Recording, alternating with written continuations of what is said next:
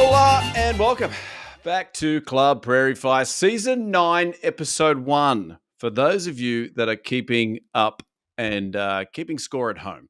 We are the home of Tequila, Tabasco, and the mighty Duckworth Lewis Stern system. And yes, folks, we are back.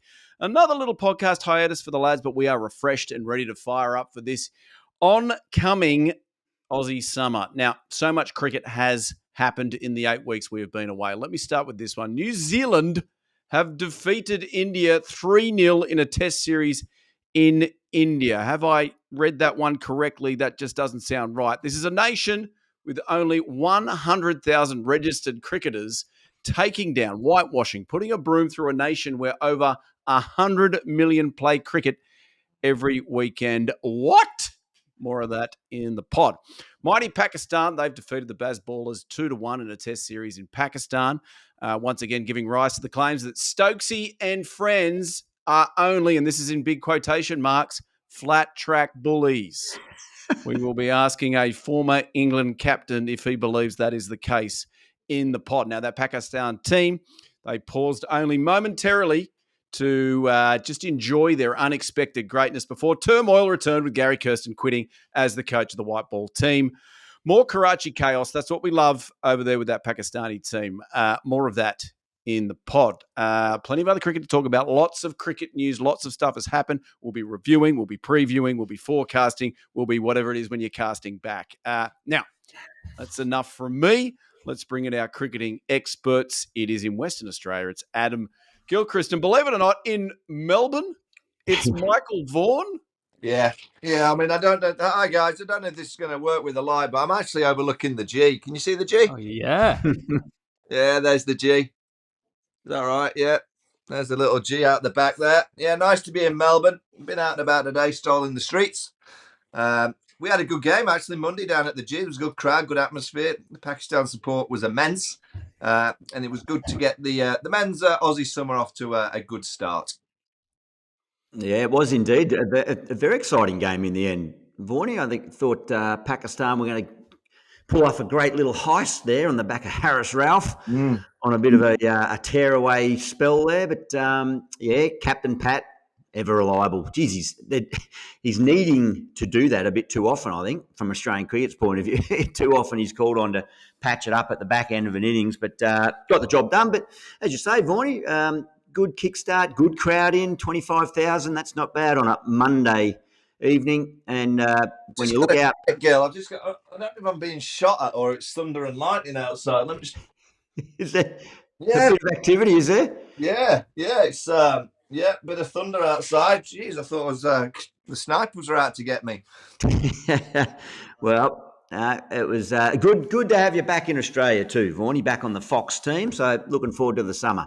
Now, Vaughany, obviously lots of cricket to chat today, but before we get into that, there was a little celebration, but during our break where you raised your bat for that half century, mate, how was the 50th? How were the celebrations? And in the end, did anybody make the cut for the party, or was it just you sitting on your own? Yeah. It was a long process. It started 4 weeks before with a week in Portugal with a lot of friends, just trying to get down to who could come to the party and who wouldn't. We ended up having another party in Scotland, then one in Ireland, and then went to Yorkshire just to make sure we got the selection right. And then about 40 arrived. So everyone made the cut for the final night at my house. To be honest, I was absolutely delighted when it was over. My liver was banging to me. The one thing that you, and you guys will get there, and Ollie, what are you, Ollie, 20, 22? Yeah, about that. Yeah, so you'll get to 30, Prof. You're what are you, Prof? 6. So you'll get to 50 soon, will you, or 60? Maybe I'm 43, so I'm knocking on the door soon. And Gilly, you'll get into 60. When you get to the O's, what always amazes me is the presents and how delighted you are with certain presents. And to think, I've got some of it here actually. I've got one of my presents, and when I opened it, I thought, I like the look of that. This is one of my presents, some Celtic salt. For the bar. What do you do with Celtic water every morning? Apparently, it's going to make me live to about 175. So, yeah, I got some Celtic salt, moisturizer, you name it. Anything that I didn't really want, I got. You got a nice paddle racket. Got a paddle racket. It's not made the cut. I've got another one here. I've got quite a few paddle rackets now, Gilly. Yeah, I got one with the blue and white stripes for Sheffield Wednesday, the Black Heart, which I'm on the board of a foundation called the Black Heart Foundation. So that was nice. Got some paddle shoes, paddle shorts, yeah, and a pair of jeans. What more do you want on your 50th? And lots of wine. It sounds pretty good to me. You know what else you could get for your 50th is a warm happy birthday from our very own Ollie Silverton, a countryman of yours. Let's bring in our producer, Ollie. How have you been, mate? Yeah, I've been good. Thanks very much, Prof. I've been good. Just enjoying the cricket now. In the intro there, you mentioned being away 8 weeks. It was actually only been 4, but maybe it just feels like 8. We did do 3 in the mid. Yeah, we did 3 in the middle there, and we've got we've got 12 in this block over the next sort of 8-9 weeks, and some together in the studio, especially around that Sydney test. And that's all thanks to Cricket Australia Travel Office, CATO. As we know, they're the sponsor who are doing this segment with us. And the segment is Touring Stories. Now, the first 3, I spoke to them. They were very happy with, because it's fair to say the stories went off. Gilly, it was you retiring with Laxman. Vaughany, it was that Cricket Australia owe you loads of money, and England, because you finished a match in about an hour. And then you, Raj, also named the match. I wonder if I'll get that check over the few weeks. I thought that's why you were here. Someone did ask that on the socials, if that's why you're here. And UV named, or didn't name, but alluded to an actress who was named 10,000 times, and that went viral as well. Yeah. So there's a bit of pressure, and this week they've opened up sort of the registering interest for domestic travel packages for next year, the Ashes. So Gilly, it's a story on you here of England in Australia for Ashes, of course, 25-26. For those, Ollie, England are in red hot form as well, so you know it's going to be a hot series. They'll be trending by then for sure. So what have you got, Gilly? So the Cricket Australia Travel Office, CATO is it, /travel, they are already selling packages for next year's Ashes. We're about to embark on the Border Gavaskar Trophy, but we're already excellent. Yeah, you register interest on that cricket.com.au/travel. Packages are tickets, hotels, special events, everything basically in there. Yeah, the English are so mad about getting some sun at Christmas that they are all booking to come over. Yeah, well, if I was them, the good thing is that the Perth test. I'm going to make reference to the Perth test of a certain Ashes tour that previously happened, that I was an opponent to the English on. It was a Perth test. It was only the 3rd test. It was actually only the 11th day of the series, and we were able to regain the Ashes 11 days in. So the good thing for those in the UK who are looking ahead and using the CATO Travel Office, Perth will be the first test match of the series. So it'll be a live rubber. It'll be a live event next year. But, look, just short and sharp. Some people may know this. The first innings of the Perth Test, 2006-07, I went out there, faced Monty Panesar. We got bowled out on day 1 by a left-arm orthodox at the Wacker. He got 5 wickets. We got bowled out by a left-arm orthodox. Did I say that? You did. Absolute stunning news. It was unfathomable. And I got off at the end of that day, and I sat in my car about to drive home, and I rang my manager and I said, I'm done. I'm out.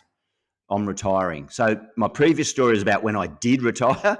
This was my little practice run at retirement about 18 months before the actual date that I did finish. And I rang my manager, and he sat and listened to me and went, oh, yeah, right. And I said, I've had enough of this, had a gutful. It's, I'd never recovered from bloody Vaughan and Flintoff of 05. It was all a hoax up until then. I'd bluffed my way through. So he listened. I then drove home. By the time I got home, walked in the front door of the very house that I'm living in still, I walked in and my wife goes, oh, you're retiring, are you? And I went, yeah. And she smacked me around the head, figuratively, not literally, but she absolutely creamed me saying, you are a joke. You are just sulking because you got out, caught it bat pad to Monty Panesar. Even my wife, Mel, who knows nothing about cricket, was blowing up about the fact that I played the most negative tentative shot ever to Monty, caught by Ian Bell at bat pad for a duck, and that was enough in my mind to see me out of the game. So there and then I thought, okay, well, I might still retire, but she's given me good advice. If I ever face Monty Panesar again, I'm at least getting caught on the boundary. And as it turned out, in the second innings, I faced him a few times and managed to get him over the boundary for a decent innings. But, geez, it was a close call. If I'd got out again to Monty, I would have cut 18 months off my career and I would have missed out on some fun times. But the footnote is I'm glad I didn't retire after that series because the next day after we retained the Ashes, one SK Warne announces that he's retiring at the end of the series. And by the end of Sydney, Langer's retiring, McGrath's retiring, Damien Martin just stormed off into the distance, didn't even tell anyone he was retiring. And I'm pretty happy that I might have got lost in all the euphoria of those champions if I retired then. So I selfishly hung on for another year and had a little bit of fanfare around my final test. Yeah, Gilly, just on that game at Perth, when Freddie Flintoff was the captain, I thought it was one of the worst pieces of English captaincy that he didn't put a fielder at the Trotters Stadium for when you were facing Monty. If he'd have had a fielder out into the, just around the tracks there, just sat on one of the, he'd have caught you probably about second ball. Yeah, Gloucester Park. There's a good fielding position in Gloucester Park. You know what he didn't do, and people don't realise this. It's the most often asked question of me is about, or it's the most talked about innings of mine, that second ball, quick 100. First ball I faced in that second innings, Freddie's bowling. What he didn't do, where he didn't put a fielder, Vaughany, is where you put a fielder every time I walked out to bat in 05. Well, one of about 14 fielders, somewhere between gully and backward point, some out in the deep, some up close catching. And typically I either got bowled through the gate into the off stump or fished at the wide one and got caught in that region. Freddie, first ball to me, outside off, I tentatively push at it, edge it, and I think, fuck me, rotten, it's going to be a pair. Turn around and look, and I see it go straight through a vacant gully region. No gully, on the whacker, around the wicket, taking ball away, all that usual stuff Freddie did, and it goes for 4. And I think, there you go, a little stroke of good fortune. Next ball, same, and I stood up on my toes and absolutely laced it forward of point for 4, and I thought, right, I'm on here, I'm away. And then you saw Monty arriving, you thought, ooh. I've always wondered, Vaughany, I don't know if I've brought this up with you before. Obviously now for Monty, that monstrous innings of Gillies is something that he's remembered for in quite a negative light. I'm wondering whether his appearance on Mastermind back in the day, was that in order so that the most asked thing to him wasn't about Gilly's innings? Is it so that he gets most asked about Mastermind? Is that why? I think we might have to get Monty on to answer a few of his Mastermind questions. Well, so I was looking at it today because Monty commented, I don't know if you saw Vaughany, but when you posted about arriving in Australia, Monty he wrote on your Insta, you've officially become an Aussie now, which it's great that you got him to announce that you're now a citizen. Great I didn't know that either, to be honest. But I went in and looked at some of these Mastermind questions. Can I just read my 2 favourite out quickly, just while we jump onto Monty? This was question 13 of 15. He was asked, in an 1819 poem, what season of the year does Keats describe as a season of mist and mellow fruitfulness? Monty Panesar answered Oliver Twist. The answer is autumn. And then his other one, autumn. In which city is the television comedy series Cheers set? Monty answered America. The answer is obviously Boston. So, look, I'm glad you brought up Monty. I've always wanted to ask Vaughany about that. Very good. Was that it? Was there anything else for CATO? So the travel, Ollie, CATO travel. So you get onto CATO and you can book your trips next year. Just on the recent England-Pakistan series, I did notice there wasn't a huge amount of England support there. And I think what they're doing, they're saving themselves for next year's Ashes. Quite clearly. That is Multan, Rawalpindi, or Perth, Sydney, Adelaide. It's a tight one. Okay. And obviously, Gilly's advice is get here within the first 11 days. Yes. Which is great. Be quick. And we should follow that. Gents, there is a bit of cricket to talk about. I know that's our main thing on this podcast and we love doing it. We have to talk about this New Zealand whitewash in India. Cricinfo is calling it the greatest upset of the 21st century. 3-0. They got it done against them. Vaughany, let me read your tweet out. To win in India is incredible, but to deliver a clean sweep is remarkable. Has to be the greatest ever Test series victory. India now have a group of batters that struggle like most teams against spin. Mm. Vaughany, do you want to go first here? Do you think this is the greatest Test victory of the 21st century? Yeah, probably after we beat Bangladesh 1-0 away. Oh, okay. 2005-6. That's up there as well. But yeah, I do. I mean, I would. You kind of think about winning in India is near on impossible. Most teams in my time, and if someone can correct me, I don't remember a team going to India and winning by more than 2. Australia won their Gilly 2-1. Yep. England won there 12 years ago. Alistair Cook's team 2-1. And I was thinking, well, if you win by 1, it's a hell of an achievement to have a clean sweep. And just going back to the first test in Bengaluru, Rohit Sharma, I think, has made one of the greatest calls as a captain to win the toss and bat. And they were bowled out for 46. I mean, let's just try and get to lunch, and in the afternoon it'll flatten out and we'll be able to make hay while the sun shines. Well, there were 46 all that. That's up there with one of the great I'll have a bat first calls at the toss. New Zealand have just done what New Zealand do. If you think the women have just won the World Cup T20 from nowhere, no one expected that. They punch massively above their weight. Don't know how they do it. They're a humble set of guys, clearly very talented. But to beat India in their own backyard like that, and let's be honest, they played, because the ball, particularly after the first game, the second and third test, mate, spun from ball 1. And the Indian players played spin better than the Indian batters. And when India went out to bat, wow. I mean, Virat Kohli getting run out, the penultimate ball of a day's play. Never seen that happen before. And Ujjwal Patel, Santner, Glenn Phillips, the part-time offie. That Indian batting lineup, I used to go back to watching VVS Laxman, Ganguly, Sachin Tendulkar, Rahul Dravid. If it spun, they'd just bat forever. You still couldn't get past them. But with this Indian batting lineup, as soon as it spins, you've got a great chance. There's one or two of them that just don't quite understand or know the method of play against the spinning ball. So, yeah, I have it as the greatest ever Test match series victory. Gilly, did New Zealand basically use India's greatest weapon against them? Is that what took place here? A lack of batting defence, do you mean? Or Yeah, that was it. That's what I was getting at. That's where you're going with that? Yeah, no, absolutely. Just spin. Clearly, Vaughany, you've brushed over 2004 and what happened over in India there as far as the best ever series victory.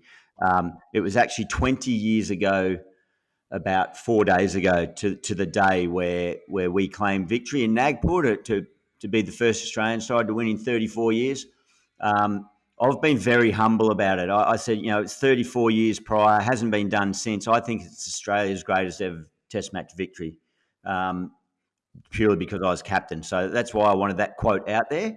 And then Punter came back for the last test, and we would have swept them 3-0, but Punter came back and we lost the last test in 2 days. In 2 days, so the celebration stopped on what was meant to be day 4 of the third test, but unfortunately we lost the third test in the first 2 days. So no, in all seriousness, that totally agree. It is the most challenging place to go. I think I agree with everything you said there, Vaughany, about. I do think there's elements of T20 well and truly creeping into the foundations of mindset, and not getting critical of techniques or the talent and the quality of players, but certainly mindset and ability to endure long periods of batting. Now, New Zealand, on the flip side, were pretty good at trying to draw it out and drag it out, and certainly, clearly, results show that they got enough on the board to then be able to defend or go out there and attack and win the game. But maybe 15 years in, whatever it is, 16 years of IPL, best part of 20 years now of T20 cricket, the ability to dig in, good old-fashioned boiks, dig in, seems to have disappeared. Too much cash in the pocket, Gil. Can't be asked to dig in. Oh, there you go. It's an interesting one. Sonny Gavaskar's just come out, Vaughany, saying, there's just no room for the likes of. Well, how did India win their last 2 tours in Australia. There's based foundations of Pujara, The wall. Jinka Rahane, and then allowing the Rishabh Pants and those stroke players to capitalise on the digging in. So yeah, that's interesting. If it's just there's no desire to do it anymore, and it's not just in India aren't the only ones guilty of it. That was in that series. My team are the same. Yeah, and Pakistan is still, as soon as it started to spin, probably got Joe Root can bat a bit in terms of time. Ben Duckett's a bit of a wizard against the spinners, plays load of sweeps. Apart from Jamie Smith down at number 7 is a fine player, really good find for England. But other than that, they just don't look like they've got a method to be able to bat any kind of time. I look actually, Australia's one-day side, they're the world champions, and they still play with 2 insurance policies, Steve Smith and Marnus Labuschagne in the top 5. Most of the teams in the world kind of have all flamboyancy, but the world champions have these 2 players that you could say play a bit of old school, but they are the world champions. I kind of look at other teams going, why aren't other teams kind of looking? And this is in white ball cricket. I'm going, why don't you try and have 3 insurance policies in Test match cricket in your top 5? And if you actually look at Australia for the India Test match, if they pick Nathan McSweeney at the top of the order, I haven't seen a great deal of him, but I believe he's just a normal player. He's not a dasher like David Warner. So you could have Usman Khawaja, Nathan McSweeney, Marnus Labuschagne, and Steve Smith, the top 4, who you could say are all, I guess, traditional Test match players who will bat for time, will kind of see off a moving board if you have to do that. And then you get a load of firecrackers from 5 right down to the number 11 in, Travis Head, Mitchell Marsh, Alex Carey, Pat Cummins.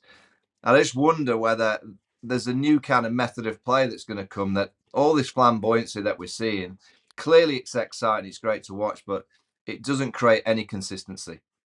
There's no consistency come with it. So you do need 2 in the world champions having their top 6 in terms of an insurance policy. And you could argue they're going with 4 in Test match cricket. And I think that's the style that'll be more collectively consistent rather than the flamboyant, I'll call it the Bazball way. Great to watch, gets me on the edge of the seat. But when the ball does anything laterally, whether it's spin, seam, swing, or a bit of bounce, they get bowled out quickly. So what I'm hearing, Vaughany, is yes, they are flat track bullies, England. Is that what you're saying? They like the ball doing nothing, yeah. So it is a perfect segue, Gilly, that you've done into the result, which was obviously England losing 2-1 to Pakistan in Pakistan. Just a remarkable result considering England in that first test, they won by an innings and 47 runs. They got 823 declared for 7. How do you go from that, Michael Vaughan, ex-England captain, to losing the test series? I don't think they got 823 in the remaining innings, did they? You're good at maths here, old. 291, 144. Yeah. 344 and 37. Sorry, 267 and 112. Yeah, no, they didn't. Yeah, they didn't. It's Are you sure about that, Ollie? Yeah, I'm going 300, 444, 788, 788 plus 37. Oh, it's so close. 788, 12. I think at one point, I think at one point in England's first innings of the second test match, at one point, let's say, I don't know what the stat is, but it was, say they were 2 for a whatever. At that point, I think they might have been in the series so far, it was like 9 for 1,019 or something like that. They were up over 1,000. What was it all? Yeah, well, that's that. It's sort of the other side of it. But a tweet here was, since they were 211 for 2 on the second evening of the second test, England have scored 603 runs and lost 38 wickets at an average of 15.8. Yeah. But I mean, it's not easy when you're playing on a day 55 old wicket for the second test. I mean, that was quite tough. And also, if you go to the last test, what Pakistan were very clever, they produced a pitch that was going to spin again. No problems with that. But they also put slime on Ben Stokes' bat. Yeah. Which, again, it's a trick of the trade. You can do it. Just go into the dressing room, just put a little bit of slime on the handle, goes to play a shot. His bat went further than I hit any cricket ball in my career. Brilliant from Pakistan. Great for Jason Gillespie, who's now the match manager. He's not involved in selection. What is he involved with, Gil? Match day manager. Yeah. He's got the cones. Put the cones out. On the mitt. He's good on the mitt. Diz. Does he drive the bus? Does he drive? I'm not sure he's driving it. Maybe in Australia. I don't think he does it over in Pakistan. He does roll call though, right? In the morning. Correct. He Check, calls check they're not Bubba sleeping. Azam.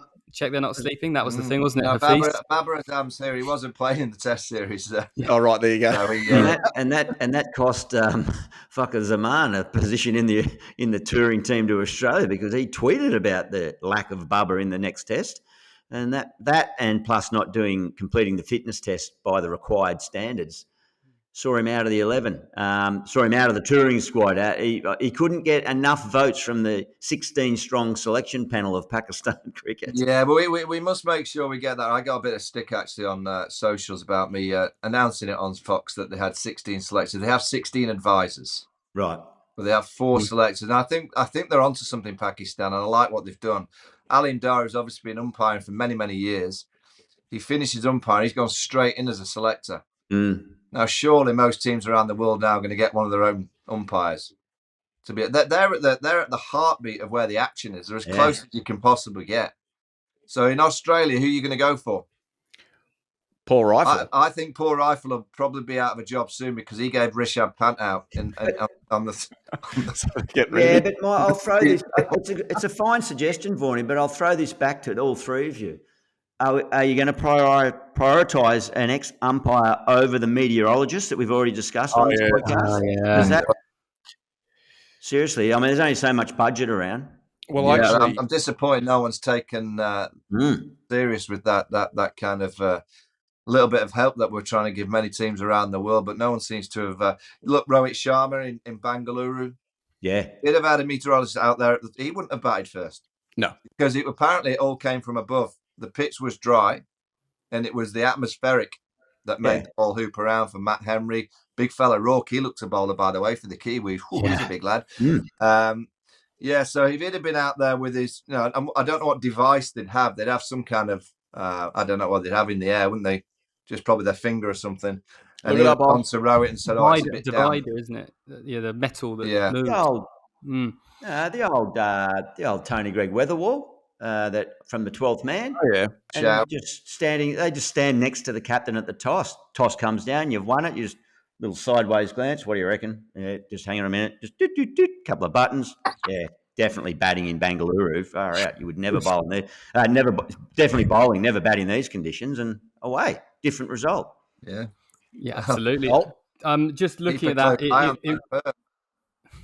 it was right. 823 they got in the first inning. They only got 814. It was very close in the next 4. So they didn't match it. And there was a lot on social. Vaughany, you mentioned the Ben Stokes bat going flying, spot the bat. One of the greatest, I think, all of it. And now this is back to day 1. I think maybe day 2 of that first test where it was just purely Ollie Pope walks back in the dressing room. Good luck, lads. It's moving everywhere as he gets a duck for Zach Crawley to get 78, Joe Root to get 262, Ben Duckett 84, and Harry Brook 317. That is there's always the way, isn't it? When you get on an absolute road. Now, I'm going to segue into another collapse that we saw during the break, which this was just miraculous. Western Australia. Gilly, your home town. They went from 2 for 52 to 53 all out. Now, that's 6 ducks in a row. I mean, I just want to ask you, have you been involved in a collapse like that, guys? You've played a lot of cricket. Have you ever seen anything like that? 8 wickets for 1 run. No, not as. I don't think as bad as that, but. No, I think Jacqueline Mushtaq bowled us out one last session at Old Trafford, but I don't think it was 8 for 1. I think we lost about our last 6 for about 25. Yeah.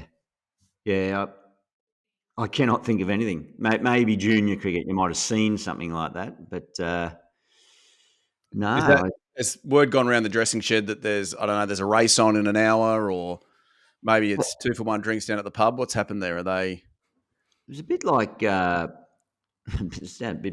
When the Sydney Thunder got bowled out for 15 in the Big Bash. At least WA laid a bit of a foundation to get past 50 before they. But if you look at the dismissals, it's just there's days, isn't it, when you're in the field, you just feel like, they just didn't nick them. It's not often that we acknowledge that shit they nicked everything, and that was a genuine.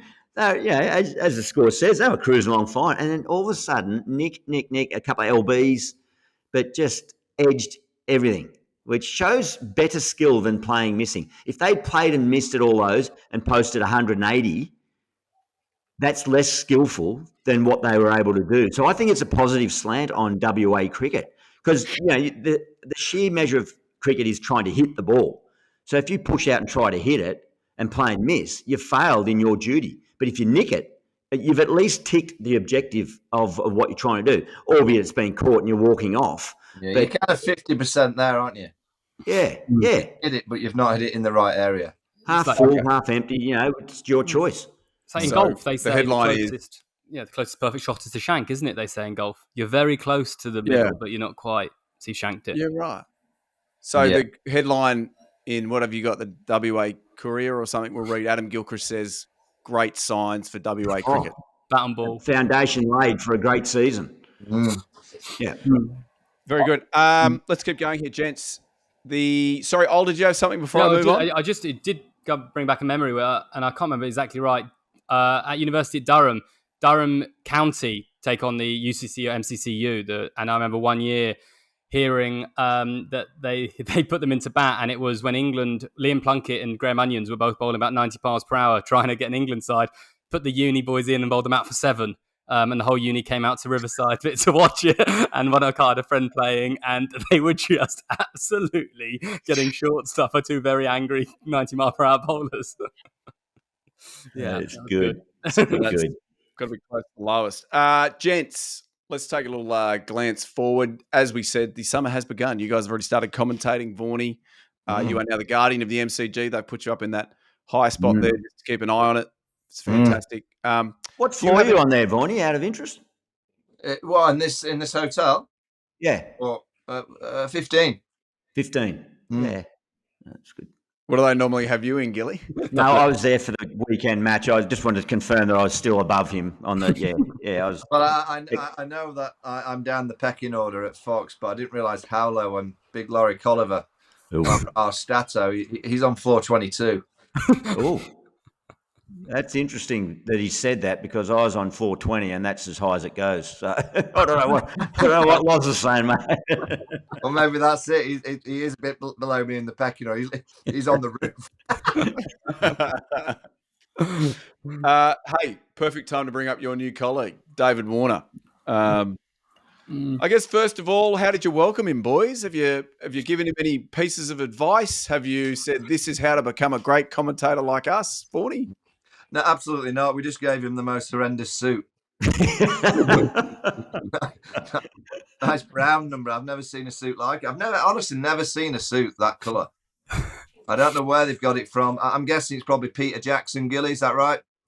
Well, yeah, we don't want to speak ill of the Taylor sponsor, the suit sponsor of the Fox broadcast, because they do provide some wonderful offerings, but that certainly wasn't one of them. And it was... I think Davey Warner does genuinely feel we stitched him up on it, but had nothing to do with us. But it would have been remiss, Vaughany, in my opening comments of the entire summer broadcast, not to mention it. I think it would have been, like me turning up with blue hair and no one discusses it. So it had to be mentioned, and there was only one person I could refer to, really, Vaughany, isn't it? Yeah, Ronnie Burgundy. Yeah. So just so I know, because I didn't see the broadcast, was it like almost dark blues and blacks? Yeah. And then just Dave sitting there in a brown suit? Is that what Baby Pooh Brown. There was a lot of navy going on. There was a lot of dark grey, just smart suits. And then Davey on his, kind of his full debut. Well, Vaughany, we wanted to ask you, because Dave's wasted no time making a headline, obviously commenting on Cameron Bancroft. You spotted this, and I think you had a little question for Vaughany off the back of it, did you, mate? Yeah, well, actually, was put in a group where he was talking about some of his and how he followed up saying who would he pick, and he went McSweeney, and then he said what are his issues, and it sort of foot was towards point, and I just got sent it some of Vaughany's facial expressions back to the cameras. I didn't think he necessarily thought Warner was going to be as forward-coming with his suggestions. It's fair to say. Yes, but it was fair to say an interesting start on the back of course, some comments from Greg Blewett as well, which we've got here as well, runner who told Warner essentially to stay retired as he may have offered up his services to keep playing. All right, Bluey's put that out there. That he doesn't think, because Davey on the broadcast actually said, look, if the phone rings, he'd be more than willing to come and face Bummer and Co in the test match. I don't think the phone's going to ring, but he is, going to answer the phone if it does ring. And Bluey's just said, no, he shouldn't come back. Is that right? To quote him, he said, I honestly never heard so much garbage in my life. So he didn't pull any punches, old Bluey. The other one, Ollie, that you stumbled across was Paddy Cummins on our friends, the grade cricketer. Yeah. He had a great response, didn't he? That's exactly right. Yeah, Bluey went on to say the self-absorbed thing. Grade cricketer mentioned that. And the grade cricketer asked, have you spoken? What was that, Vaughany? Someone keeps whacking on my door. I'm obviously busy. Might be Laurie Tolliver trying to get in. They're coming from the cold, from the storm on the roof. The grade cricketer mentioned the Greg Blewett comments and asked if they'd spoken. Pat Cummins said, I did speak to Dave a couple of days ago. I was like, yeah, good luck with the Thunder, and I look forward to your comments on Fox. So I think that's put a line through him opening as the captain. Yeah, don't think the phone's ringing. Hey, you've worked with all the greats, guys. Nasser Hussain, Smithy, all these amazing commentators. Who do you think Dave will model his career on? Who's he going to be most like? Is he going to be like Beefy? Is he going to get out there and make a few statements? Is he going to be more like Athers, a bit more reserved? Who's he going to be like? I mean, I don't know what you think, Gilly, but he's already. I mean, he made a few headlines on day one, and I remember the late great Shane Warne getting a lot of the headlines. He's got an early kind of feel of maybe being in that kind of category of saying quite a few things, which, you know what, it's absolutely great for us. He'll be stealing the headlines. It's going to piss me off, to be honest. But you're going to get more outrageous, Monty. More outrageous. We might need to get him back. He is a friend of the pod already, obviously. So we might need to get him Warner Mark II on. Because I noticed a little comment. He's weighed in on the Cricket Australia's desire to sort of the nothing to see here on the ball tampering accusation from umpire Sean Craig in the India A match. So he's sort of hopped in on that as well. And what's he said on that one, Gil? He, along with not just Davey, but a number of commentators, if you like, have observed that Sean Craig, the umpire, was pretty bullish about that. He thought that India was scratching the ball, and he took the ball off him, changed it over, and then Cricket Australia have just said, nah, nothing happened, basically. So I guess. So wait a minute. The umpire who is officiating the game, delivers what he feels is, or he sees a ball and he thinks, no, there's something happened to that ball. So he's doing his job to report that this ball's got a problem. Yep. Swapped it out. So they swap the ball and the game carries on. Australia win quite convincingly. McSweeney plays nice. India weren't happy with the change of ball. That's correct. No. Ishan Kishan's playing in the game. He goes a little bit berserk at the umpire. Yep. And then Cricket Australia have completely thrown the umpire under the bus. I wonder why. Wow. I wonder why. Oh no. Sets up for a very, very intriguing summer. Oh, goodness me. Hey, Dave Warner's not going to make headlines when you're doing that sort of thing, mate. That's fantastic. Yeah. Good for the pod. Yeah. Gents, there is obviously a big summer coming up. We do have Australia, India, which will be massive, 5 tests. Also, England heading down to New Zealand. We'll be keeping all the listeners up to date and abreast of all the situation. Got the women's Ashes too at the back end of the summer. Yeah, absolutely. Big game with G. Yeah. Obviously, big bash as well. All these things happening. There's a T10 league, and also I don't know if you've been up to this speed with this, Ollie, but the Hong Kong Sixes are back. England lost both their games. I saw that to start. Yeah. All right, let's move on then. I wasn't going to mention it for that reason. Yeah. Hong Kong Sixes, it's back. Yeah, the Hong Kong Six. It's one of the Did great. you ever play in that, Vaughany? No, I wasn't picked in that. Oh, yeah, I found it hard to get in an 11. Never mind the 6. I played in that one year, and we had a great crew, a good touring party. But foolishly, Queer Australia, they sent us to the six-a-side competition with 7 players. And I guess, you're thinking, well, you might need a reserve, a backup if something happens. So we played so badly that we were in the playoff for last against Hong Kong. Like, the finals, the semi, we were playing for 9th and 10th. And we had first game on the Sunday, the last day.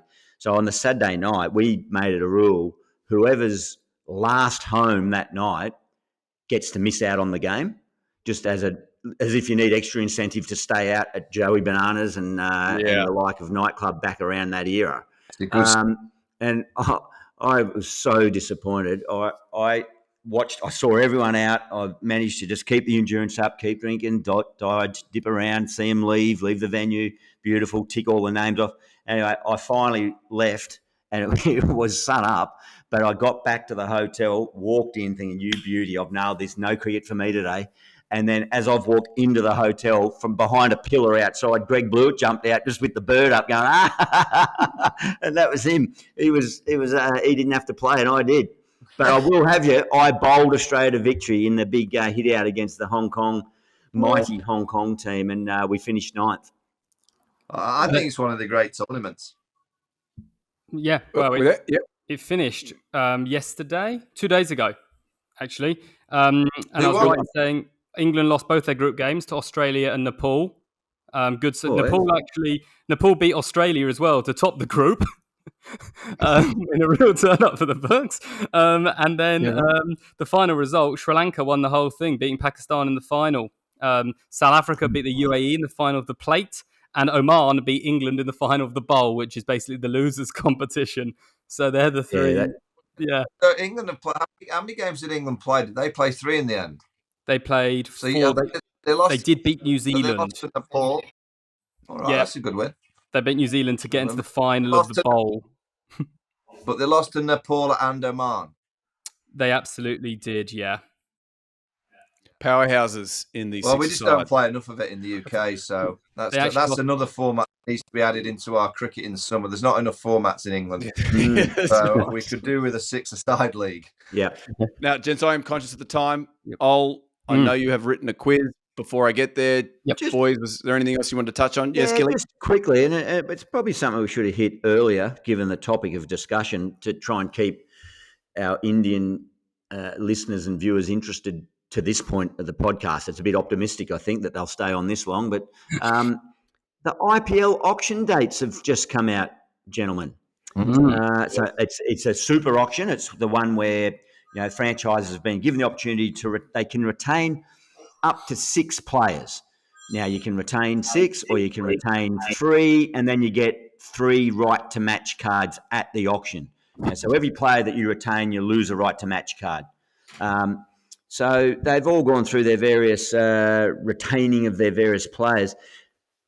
1,574 players are registered for the auction. Including Jimmy Anderson. Jimmy Anderson, no Ben Stokes. But interestingly, Jeddah in Saudi Arabia is the venue, and it is over 2 days. I would have thought they'll need about 2 months to get through 1,500 names, but 2 days being days 3 and 4 of the Perth first Test match of the Border Gavaskar Trophy. So, do you reckon the players really needed that going on during the opening Test match of what's one of the highest profile series that they've played in? Interesting timing. Well, but when the Saudis come calling and they want to host it, that's the first kind of in. Saudi, Aramco sponsor the IPL and they sponsor a few of the ICC events. I think the next big thing in cricket will come in Saudi. So is this Vaughany, do you reckon this is get them in the tent with us from a ICC stroke IPL cricketing point of view and not risk a live cricket type setup? My crystal ball would say that I reckon in years to come, the IPL either plays a few games in Saudi, like the NFL travels to the UK, so that could be one way of doing it, or the IPL teams have a T10 league which will be hosted in Saudi. Oh. down the back end, September, October. I'm just going to throw a little bit of something. You mentioned Jimmy Anderson, Ollie. I wouldn't be surprised if Jimmy Anderson ends up at Chennai Super Kings. Okay. You heard it here on the pod first. Right. They're a team that like swing at the top. As coach or No, bowling. They like someone to swing it inside the first few overs. They've always had a swinger where it's Shardul Thakur, and there's been many that have kind of just rocked up and bowled a bit of swing. in Saudi. It would not surprise me if Jimmy Anderson's with Chennai. Let's lead with that. Yeah. On our socials, let's it. see what sort of noise that makes. We'll call it an hour-long IPL show. Yeah, perfect. Love it. And also, obviously there's about to be a rich reservoir of Saudi money coming in to cricket. So if you could just start contacting a few sultans and Aramco. Yeah, I did a few Saudi Opens. If you don't mind. Yeah, of course. When I was on the European Tour, now DP World Tour, did a few Saudi Opens in King Abdullah Economic City. So it should be fine. Should be fine. Right, let's get into the trivia. The trivia this week, the quiz is a few things that have happened over a few records and stuff over the last few weeks in cricket in those tests and stuff we've been speaking about. And some of them will be higher or lower, and some are just numbers based. So, question number 1. After the first test, Harry Brook had then scored more test runs in Pakistan than in England. How many runs has he scored in Pakistan in his 6 innings there? That was after the first test. Nearest wins the point. 640. No, more. 864. 640 v 864. It's 763. So Vaughany's just closer by about 15. 700. Yeah, you really did. There you go, 120. But yeah, and that's versus 761 in 21 innings in England. So nearly nearly a quarter as many. Yeah. Okay, number 2. Also in that test match, we saw Pakistan score 556. That score has been got a few times in Test cricket, and every time the team has lost. How many times has the team scored 556? No way. Yeah. I reckon England beat New Zealand at Trent Bridge when they scored 556. I'm going 4. I'm going 3. Ding, ding, ding. Point for Gilly. It is 3. Ooh. 2003, I think Gilly was playing. Australia scored it against India. And then 2012, Bangladesh, 556 all out for West Indies against Bangladesh. And then 2024. So 3 times that number's come up in 3 losses. Wow. Good question, Ol. That is a proper cricket nerd. It is, isn't it? We've got some nerdy ones here. I made this a bit easier because last time I watched back the tape because I wasn't on the last show. And by gosh, did I get some stick for one of the questions around around Sri Lankan Mendis. So, and rightly so. And I'm just sitting here thinking, what a nerd to come up with the question you just did. But then I've just realised I got it right. So it's you, mate. I'm questioning my own identity at the moment. And everything I do is stolen. So obviously we haven't spoken about it right now. England have got a B sort of side in the ODIs. And Shai Hope got another 100. He has hit the most ODI centuries since 2020. How many is that? 14. Since 2020. Since 2020. He's hit the most. Yep. You reckon he's got 14 in 4 years, Vaughany? Yeah, I do, yeah. I think he's got about 5 against England. Wow. I'm going to go with 15. The answer is 5. 9.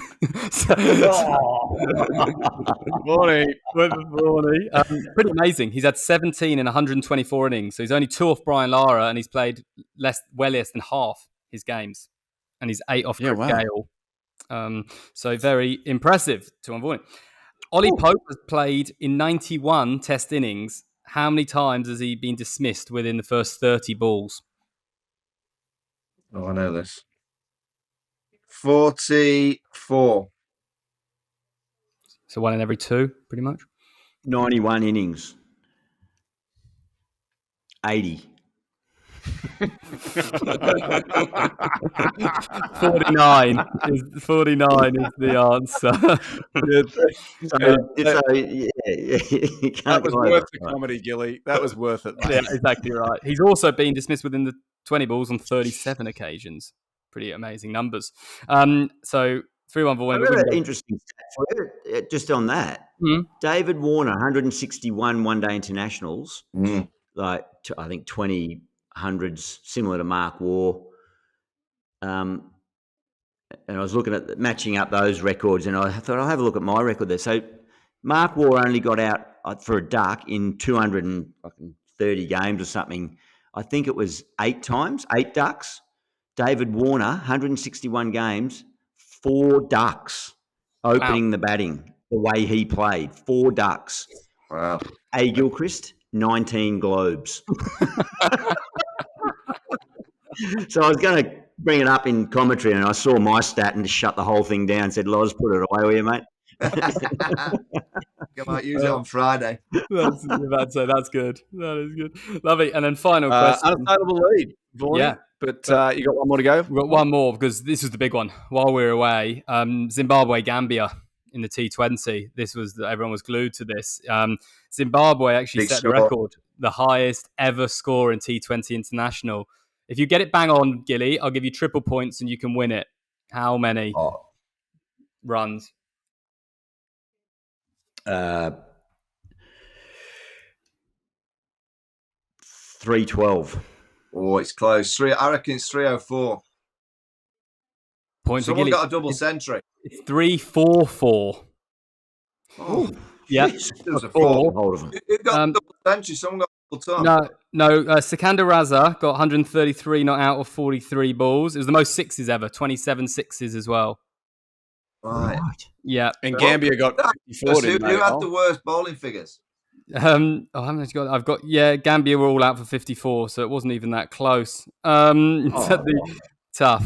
Zimbabwe, Gambia. I'll look that up while we do a little cheers. I'll find the worst figures. But well done, win for Vaughany on the return. Well done, Vaughany. Nice that. Yeah, well done. Well done. All right, gents, that was the pod. Great to be back. Big summer ahead. I'm looking forward to it. Always great fun with you, gents. I believe there's a few special guests lined up. We won't tease them in case they don't show up. Gilly, all that's left to do. Well, let me say this: at Club Prairie Fire, is where you can find us on everything: Insta, TikTok, YouTube. Get on there, have a look. Plenty of great content. I'm sure you'll enjoy it. And other than that, Gilly, just the quick toast, the ceremonial toast. It's early in the day for me to be doing this, but then again, there's never a bad time for it. I'm going to simply say, on behalf of the entire crew, both in front of camera and back of camera, actually, we're all in front and behind camera at Club Prairie Fire. Happy 50th, Vaughany. Yeah, thank you very much, mate. Happy 50th, Vaughany. And I'll give it to Musa Jubarte. He bowled 4 overs, none for 93 in that T20. Nice. 23. Very good, mate. Apologies, gents. I need to run. I've got this meeting. All right. I'll just leave it sitting there. Adios. Ciao. Cheers, bro. Cheers, bro. Thanks for watching. I cannot believe you made the end, but glad you did. Chuck us a like and also subscribe so we can get some sponsors.